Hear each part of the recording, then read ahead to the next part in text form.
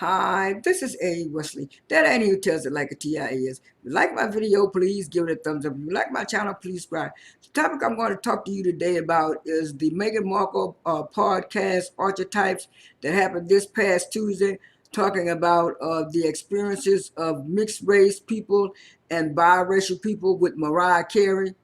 Uh, it started off with her giving like a little background of her, a little introduction background of her life and stuff, and then she kind of gave a little backstory on the word diva and how it's been used. She also brought up how the word diva was originated from some kind of, I think, Latin origin or something like that. And then she also talked about how the definition of the word diva changed over the years, and stuff like that. She said originally the word diva was was thought of as a good word. You know, if you were a diva, you were doing something good. But then over the years, like she said, the definition changed to where if you were a diva, you were either bossy. You were either bossy or you were either a bossy woman, a powerful woman, or either you were some kind of person who had like it had like a bad connotation to the word diva and stuff like that. So after she brought that out, then when they said she had Amanda Seals on there, I said, "Ooh, she gonna have Seals on there." But she played clips of Amanda Seals talking about when she first got out to be a comedian, how how she was doing her comedy, unapologetically being herself, and she was saying people were calling her a diva because some of her comedy was, was more focused and more focused, and she talked a whole lot about the word diva. And she was saying, okay, if people gonna call me a diva, I'm gonna use it. And then she said after she started calling herself Amanda the Diva, she said people didn't want to book her for for comedy jobs and stuff like that. And she said that's when she realized the word diva was bad, because she said one of the producers told her that's why you didn't get no jobs, because you used the word diva. And like I said, she did give a little background stuff on the word diva and the origin and stuff. She also gave a background, a little background on Mariah's career. Anybody who grew up in the '90s and stuff, we all knew about Mariah career and accolades. So I kind of skipped over that part a little bit. And then she got to actually talking to Mariah after the introduction. And Mariah was telling her that she had a hectic day, and she had just she was talking about how pretty Mariah looked in her gown, and she was kind of fangirling, like she said in the introduction. And Mariah said, "Whoa, uh, uh, uh, I came over here from a big show. I just left the BET Awards." And she said, "Oh, you had a," she said, "I didn't do that much performance." She said, "But I want to let you know that everything is clean and fresh with me. Everything is clean and fresh with me." And she was just letting Megan know that even though she was at the BET Awards, she didn't might not change the dress, but she sure made sure that she had stuff up the part. And Mariah's like, Mariah ain't gonna go nowhere and be nowhere sloppy. But anyway, she started off talking about how she liked Mariah from 1998 when Mariah did the Legends Ball. And she was saying that she was just so happy to see Mariah there at the Legends Ball, because she was one of the big time superstars, up there with Celine Dion and Shania Twain. And she was just so happy to see somebody up there that kind of resembled her, that liked her. And so Mariah said, yeah, she liked the Legends Ball too. she was up there with all those people that she had admired when she was a teenager growing up. That's what Mariah was saying, and she was saying just to be on that stage, just to be on that stage. No, that wasn't the Legends Ball was later. She talked about the the Divas Live. That's how I came up into the Divas. She started off with the Divas Live, and then Mariah was saying, well, yeah, she was glad to be up there with all those other people like Shania Twain and stuff like that, because they did do a lot for music, and she liked it. And she liked it the Divas Live too. And then they got to talking, and then so she said something about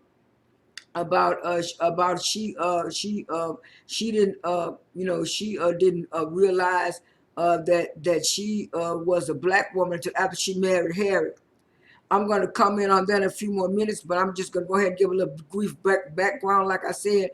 And so Mariah was telling her life experience, and Mariah was telling her that her mom was an opera singer. Her daddy was a black man, but he was also from Venezuela, so he was like a black Venezuelan. And she was saying even though her daddy was a civil engineer, her mama was a singer. She said that her mom's parents disowned her after she married her daddy.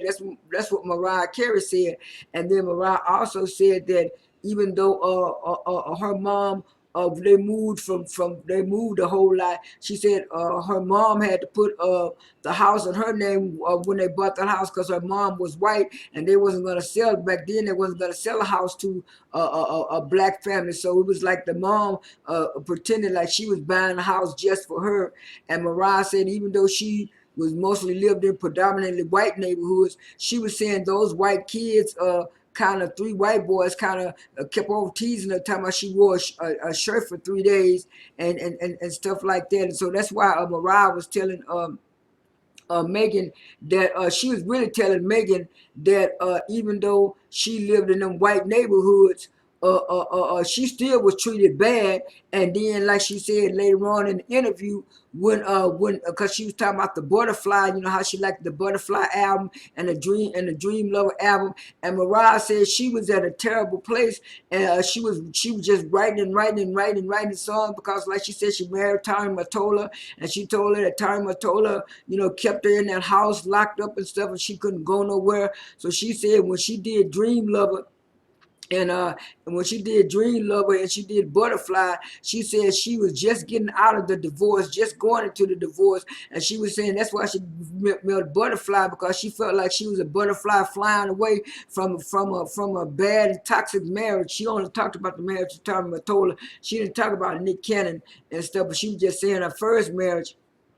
And so you could tell that Meghan really wanted to talk about all the accolades and the glory and stuff, but Mariah had to hurry up and get the podcast on, because she was fumbling around with questions and stuff, and Mariah just had to, at one point, Mariah just had to get up and say, well, people were mad at me because I was working with black rappers and stuff like that, and she was saying, to her, music's supposed to be universal. You're supposed to be able to work with anybody that you wanted to work with and stuff like that. And she was saying, yeah, when I first started out, people didn't know. I was kind of ambiguous. People didn't know if I was black.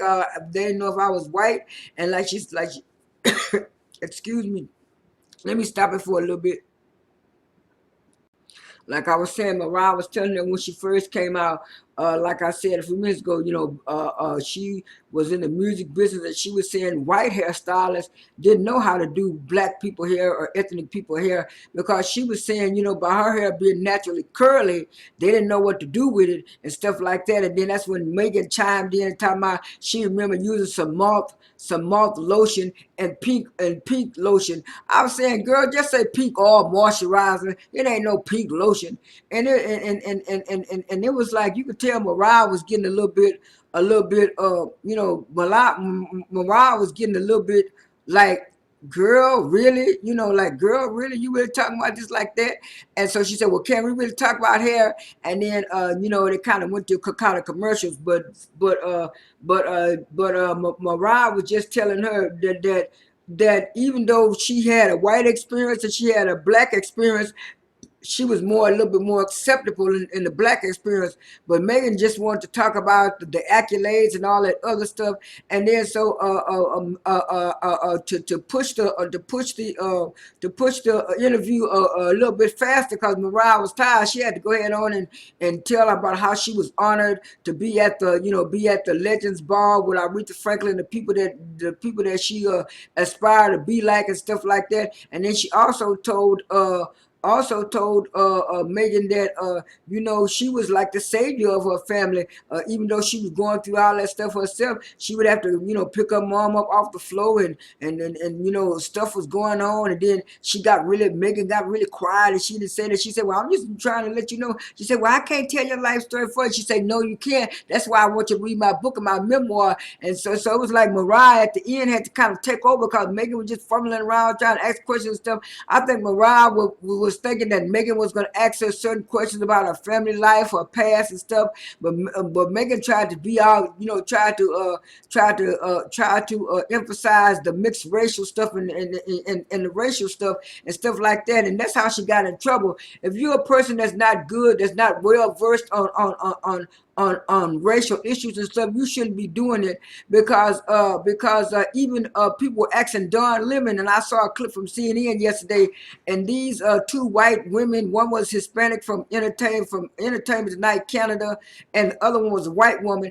and the white woman was trying to say, well, Don Lemon didn't mean a privilege like you think it means privilege. Well, you talking about white, talking about Meghan Markle had privilege. What privilege are you talking about? That's why I say when other ethnic races do not have the black experience, you cannot tell black people how to live. You cannot tell black people what to do. And so when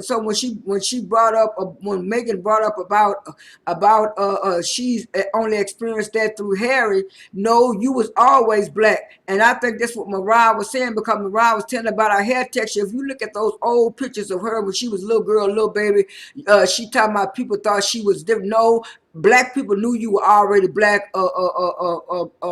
Meghan Markle, you the one that wanted to be separated from the black culture and the black world. But when those white people in the UK didn't accept you, and most definitely the royal family didn't accept you, you got rejected.